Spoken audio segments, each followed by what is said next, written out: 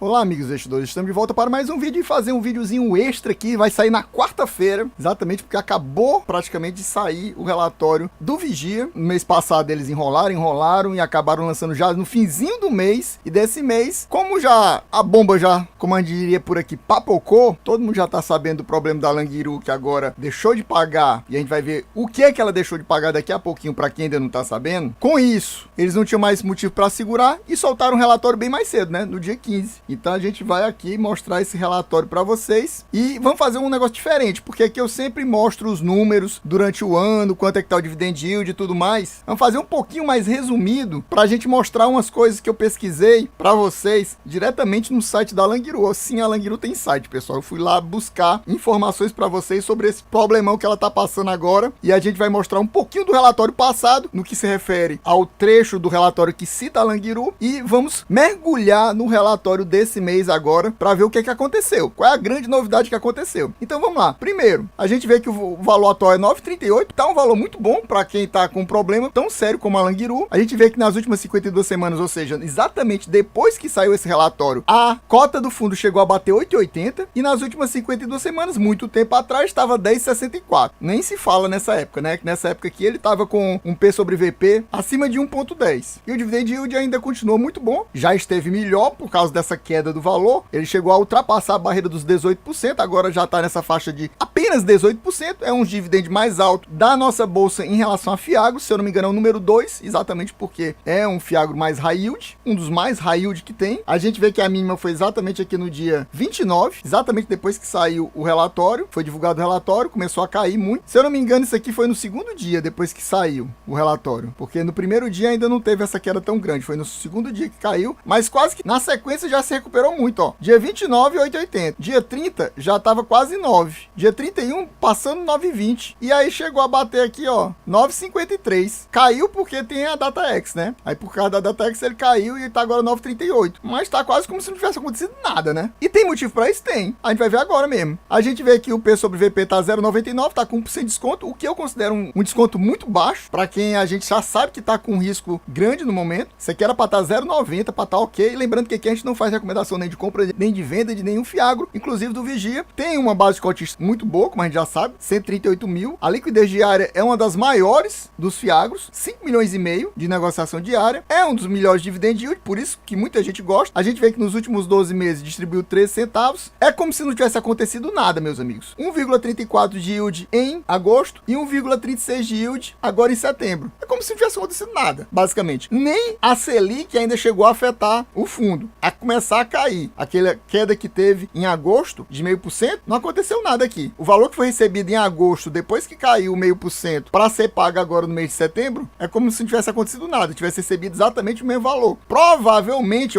eu creio que vai afetar a partir do mês que vem, ou seja, dos rendimentos de outubro, não desse mês. A gente não vai ver o histórico, aquele histórico dos rendimentos mês a mês, porque eu vou mostrar agora para vocês esse trechinho aqui retirado lá do site da Languiru. Então pronto, pessoal, aqui ó, eles mostram que tá havendo essa reorganização, ó, publicado em 10 de julho. Eu não vi nenhum site, pelo menos nenhum site, nenhum canal do YouTube mostrando isso. Pode ser que tenha algum canal menor ou que eu não conheça que tenha mostrado isso, mas eu fui buscar e isso aqui é interessante, que apesar de ser de julho, né? Aí você diz, ah, mas isso aqui já tá com 2 meses. Basicamente é isso mesmo, 2 meses atrás. Mas ele mostra detalhes que a gente não, eu pelo menos não tava sabendo. Eu não vi nenhum site, nenhum canal grande no YouTube mostrar isso. Então fui buscar e encontrei isso aqui, ó. Agora tem esse Paulo Roberto Birk, que foi eleito liquidante. Então, a Languiru está em processo de liquidação extrajudicial. Apesar do nome, para mim, ó, você vê isso aqui, você pensa que tá se acabando, né? Tipo assim, vai fechar as portas, vai vender tudo, pagar as dívidas, se tiver dinheiro suficiente para pagar as dívidas depois de vender tudo. Mas não é o caso. Isso aqui, a gente vai ver, eu vou ler daqui a pouquinho alguns trechos, você vai entender melhor como é que funciona isso. Olha o que o liquidante falou. O processo de liquidação extrajudicial dá mais segurança às negociações em andamento. Amplia o tempo necessário para as ações que possibilitam o revigoramento da Languiru, ou seja, ela não se acabou. E a manutenção de suas operações, ou seja, não fecharam as portas. A gente vê esse nome e a gente pensa que está fechando as portas, né? Eu achei isso. isso. Temos uma responsabilidade muito grande na tomada de decisões, cientes de muitas famílias e a sociedade regional dependem da atividade da cooperativa. Eu andei fazendo uma pesquisa aqui, né? A Languiru basicamente é uma empresa com quase 70 anos de existência. Ela foi criada em 1955, para vocês terem uma ideia. Então não é uma empresa assim, do nada.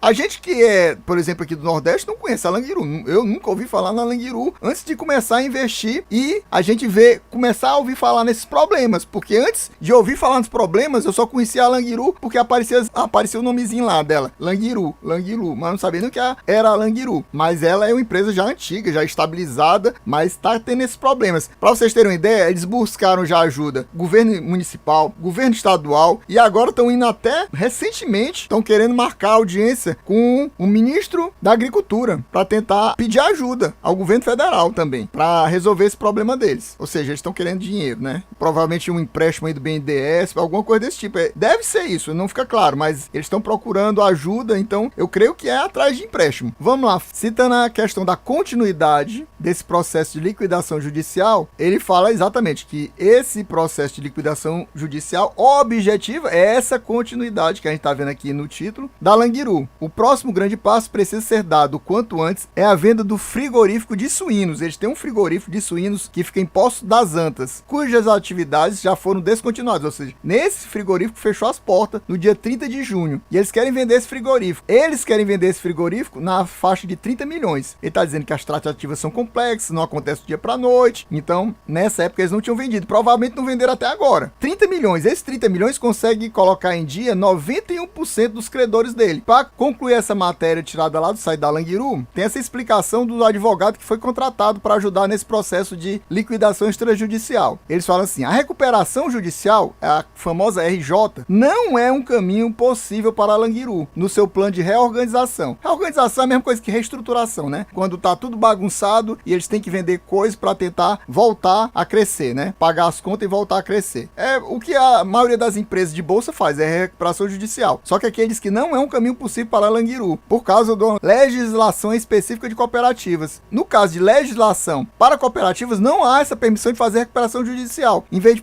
fazer a recuperação judicial, eles fazem o quê? Eles fazem essa liquidação extrajudicial. Isso aqui é toda a parte técnica de advocacia que eu realmente, nessa parte aqui, eu não entendo não. Eu entendo até um pouco de direito, mas não nessa parte aqui. Esse caminho nos dá segurança com as decisões para os rumos da Languiru nas mãos dos associados. E agora a gente vai entrar nos dois relatórios. O trecho do relatório de julho, que trata desse problema do calote, né? E o do relatório agora do mês de agosto, que se refere aos pagamentos do mês de setembro, que foi lançado agora, recente, como eu falei, semana passada. Então, em relação ao relatório do mês passado, ele diz o seguinte: conforme foi apontado em comunicados anteriores nos relatórios gerenciais do fundo, a gestão vem buscando de maneira constante a melhoria nas condições das garantias e operações de crédito, bem como a manutenção do adimplemento. Só que chegou-se a um impasse. Esse impasse se refere a uma amortização de uma parcela, lembrando que ele tem 3 CRAs, que totalizando praticamente 100 milhões. Aqui não fica claro se é uma parcela de cada um dos CRAs ou se é uma parcela de um dos CRAs. A gente também não sabe qual é o valor dessa amortização. Só que não teve essa amortização e por isso eles enrolaram o relatório, né? Pelo jeito foi por isso. Tanto que o relatório saiu só no dia 25 de agosto e agora nesse mês saiu no dia 15. A diferença. Diante do ocorrido, por entender que as garantias já constituídas são suficientes para fazer frente às obrigações de crédito, a gestão optou por suspender momentaneamente as negociações e buscar, por meio das garantias constituídas, os valores inadimplidos, ou seja, os valores que não foram pagos, sem prejuízo de buscar eventuais melhorias adicionais aos créditos totais. Ou seja, basicamente, eles estão dizendo que vão executar as garantias para receber esse valor da amortização que não foi pago. Só que aqui ele não fala assim.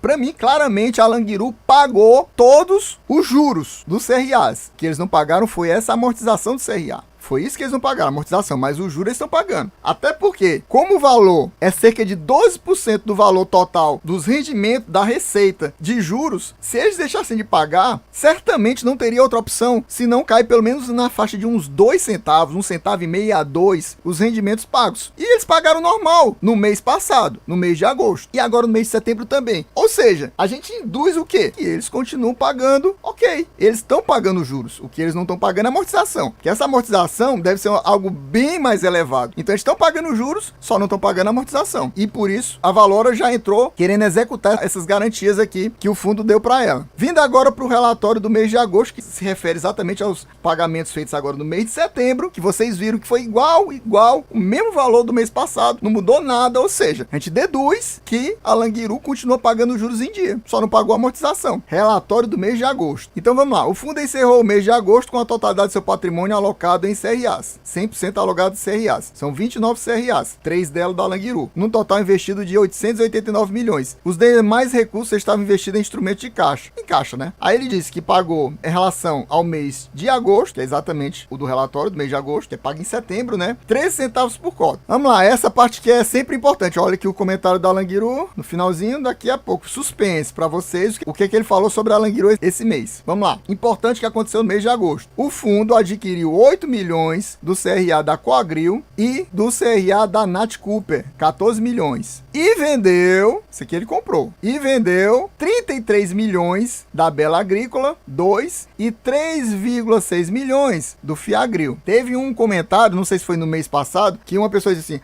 você tem que olhar, prestar atenção, que ela não tá muito exposta só a Languiru, ela tá muito exposta a Bela Agrícola e a Fiagril, e ele tá certo. Normalmente eu tava falando isso nos relatórios, mas é porque o foco da gente era só Languiru, por isso que eu nem citei Bela Agrícola nem Fiagril, porque até o momento não tem nenhum problema com elas, mas que o fundo tem muita exposição a Bela Agrícola e a Fiagril tem. Eu até fiz as contas para passar para vocês essas informações. Para vocês terem uma ideia, ele é exposto 31% do patrimônio líquido à Fiagril, 31%. É quase um terço do fundo exposto à Fiagril. E a Bela Agrícola, 18%. Só não tá mais exatamente por causa dessa venda aqui de 33 milhões e meio. Atualmente é 18%, ou seja, 31% a Fiagril, 18% a Bela Agrícola. Soma as duas já dá 50% do fundo praticamente. Ou seja, comparado a essas duas aqui, a Languiru é uma fichinha, né? E ainda tem a Cotribá. A Cotribá, o fundo tem exposição de 15%, ou seja, mais do que a Languiru. Ou seja, se você somar Cotribá, Fiagril e Bela Agrícola, dá quase 70% do fundo. É impressionante, né? E se somar com a Languiru, aí ultrapassa os 70%. Só esses 4 devedores, claro, porque cada uma dessas normalmente tem mais de um CRA. A Fiagril tem uns 4, a Bela Agrícola tem uns 2, 3. Cotribá que só tem um, que é esse valor todo que dá 15% do fundo. Então é isso. Tem essas outras exposições, mas tem um detalhe também. Essas exposições são em taxas menores. A gente vai ver daqui a pouquinho na lista de ativos. A mais alta mesmo é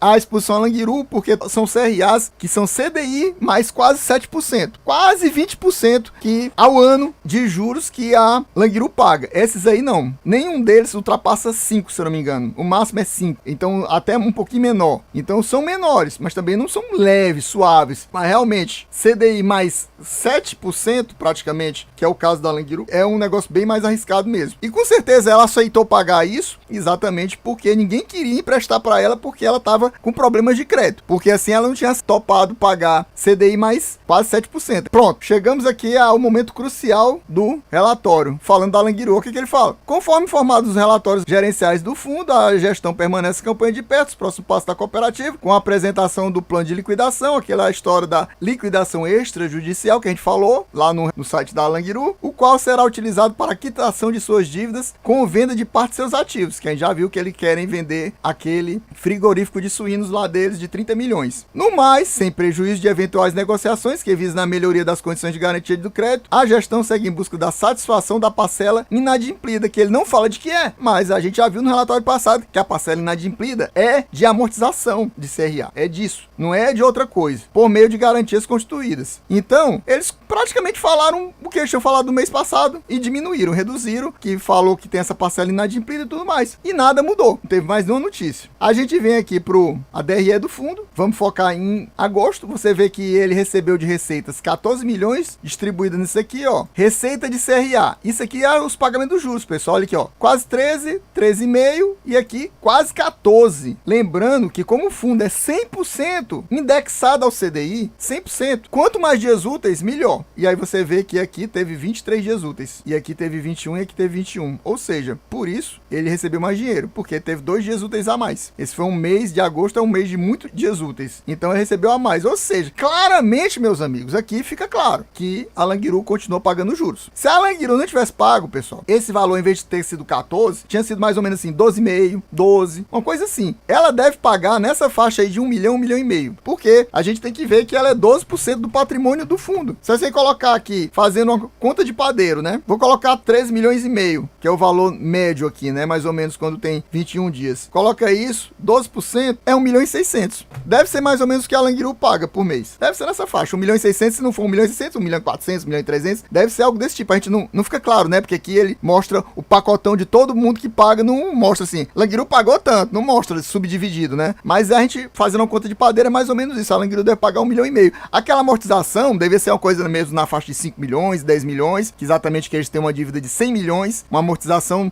mesmo sendo pequena, deve ser alguma coisa na faixa de 5 milhões. E foi isso que eles não conseguiram pagar. Mas as parcelas dos juros mensais, por enquanto eles estão pagando. Mas pode ser que eles deixem de pagar, né? A gente não sabe. Agora a gente ficou até na dúvida, porque a gente já imaginava que com o Vigia dizendo que não pagaria mais, já ia executar as garantias em relação à amortização, poderia ser que eles dissessem, já vou executar a garantia, então não vou pagar mais nenhum juros. Mas resolveram continuar pagando. Provavelmente eles estão pensando em continuar pagando para não ter mais essa dívida rolando juro em cima dessa dívida. Então eu acho que enquanto eles puderem, eles estão pagando ainda. Pode ser que por isso os rendimentos do fundo não caiam. Mas até quando vai acontecer isso? A gente não sabe. Ele não sabe nem se ele vai vender aquele frigorífico deles ou mais alguma coisa para conseguir pagar essas dívidas, pagar essa amortização que faltou, a gente não sabe. Então a gente tem que esperar para ver. Mas a gente sabe que tá arriscado. A qualquer momento pode ter essa redução nos rendimentos. Se a gente vê que no mês que vem cair de 13 milhões 925 para tipo 12,5, então é porque a Languiru deixou de pagar os juros também. Aí fora isso, teve mais negociações, essas negociações de venda que a gente viu. Isso aqui é porque eles venderam com ganho de capital, ganharam 217 mil. Teve mais esses outros ativos aqui, quem não sabe o que é. Aí aqui despesas recorrentes e despesas não recorrentes. Despesas não recorrentes são pagamentos de juros das compromissadas reversas, ó, que é o compromisso de recompra. E fica pagando juros ainda. Ele paga juros além de pagar o valor. Então, despesas recorrentes, isso aqui deve ser taxa de administração, taxa de performance, e aqui as não recorrentes, esse tipo de recompra aqui. No total das contas, o resultado, ou seja, o lucro obtido no mês de agosto, foi de 12 milhões 492 mil. Eles distribuíram 11 milhões 239, ou seja, guardaram mais de 1 milhão em caixa, que a Valora gosta de fazer isso exatamente para manter esse patamar assim, que o pessoal em fundos imobiliários gosta muito de chamar de guidance, tipo de 13 centavos, 14, 13, 14, 13, 14, 13, 14, eles guardaram dinheiro em caixa para poder tentar manter no mês que vem esses 13 centavos, provavelmente. E foi distribuído 13 centavos. Aqui a gente vê todos os devedores, toda a lista de ativos do fundo. A gente vê aqui, ó, a tal da Bela Agrícola. Olha aqui, que eu falei para vocês. Aqui é quase desprezível, né? Só 0,5%. CDI mais 5%. Não é muito tranquilo, mas também não é muito pesado. Aí depois você vê aqui a Bela Agrícola Grande aqui, que eu falei para vocês. 150 milhões praticamente. 18% do patrimônio. É CDI mais 4,20, ou seja, é mais tranquila do que essa. A gente vê a Fiagril aqui, olha aqui a Fiagril. Fiagril aqui, ó. 170 milhões praticamente. CDI mais 15%. Acabou a Fiagril? Não. Tem mais outra Fiagril aqui, ó. Fiagril de 75 milhões mais 9%. Eu falei que Fiagril era 31%, né? Eu fiz as contas aqui. Isso aqui somado dá 31%. É quase 7, só aqui é praticamente 22%, mais 9%. Aí dá 31%. Esse aqui é basicamente o mesmo valor do patamar, né? CDI mais 4,95. Então tem essas perigosas. Tem a Cotribá, que eu falei para vocês também. Tá aqui a Cotribá, mais 120 milhões, cerca de 15% do patrimônio líquido. Também CDI mais 4,7%. Mas a Languiru é a mais pesada de todas aqui, ó. Languiru, tá aqui 49 milhões, 6,5%, CDI mais 7% praticamente, 6,75%. E aqui Languiru de novo, 25 milhões, 3%, CDI mais 7% praticamente. E tem a terceira Languiru aqui, ó. Languiru mais 23 milhões praticamente, quase 3%, CDI mais 6,5%. Somando as três, dá praticamente 12% do patrimônio líquido do fundo atrelado à Languiru. E aqui a gente vê que o valor de 889 milhões, que valendo a 108% do fundo, exatamente porque ele tem esses compromissados reversos que estão aqui, nesses 114 milhões negativos. Aí ele coloca o valor do caixa bruto, que ele tem em caixa, mas aí, tirando essa dívida aqui, que ele já diminui a dívida, fica 67 milhões. O patrimônio líquido do fundo, tirando essas dívidas, fica 822 milhões na prática. Mas mesmo assim, ele ainda é um dos fiagros maiores da bolsa, né? Basicamente, só tem o KNCA, que tem 2,5 bilhões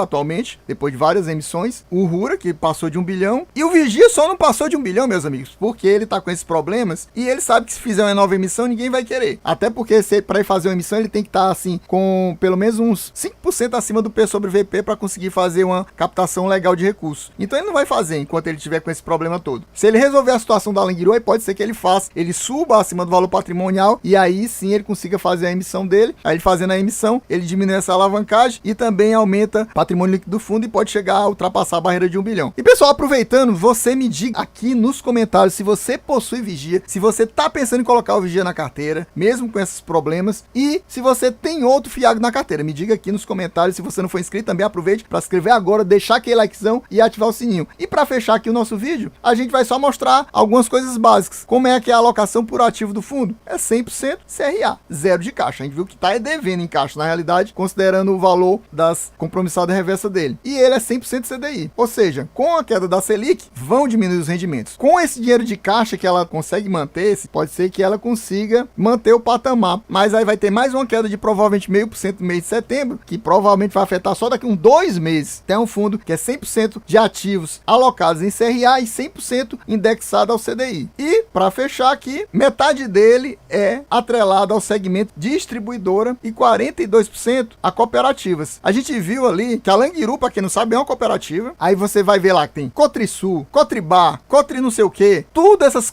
que tem no começo é de cooperativa. É Cotribá, Cotricel, Cotrisul, é tudo cooperativa. Então ele tem metade em segmento distribuidora e praticamente a outra metade em cooperativa, e tem um pouquinho, né, quase nada, em sucro alcooleiro e 5% em industrial. E ele também é bem diversificado em termos de estados, 11 estados. Então, pessoal, a gente vai ficando por aqui. Espero que vocês tenham gostado. Quem gostou já sabe, quem não foi inscrito ainda, inscreva agora, deixa aquele likezão, ative o sininho. É isso aí, valeu, até a próxima e fui!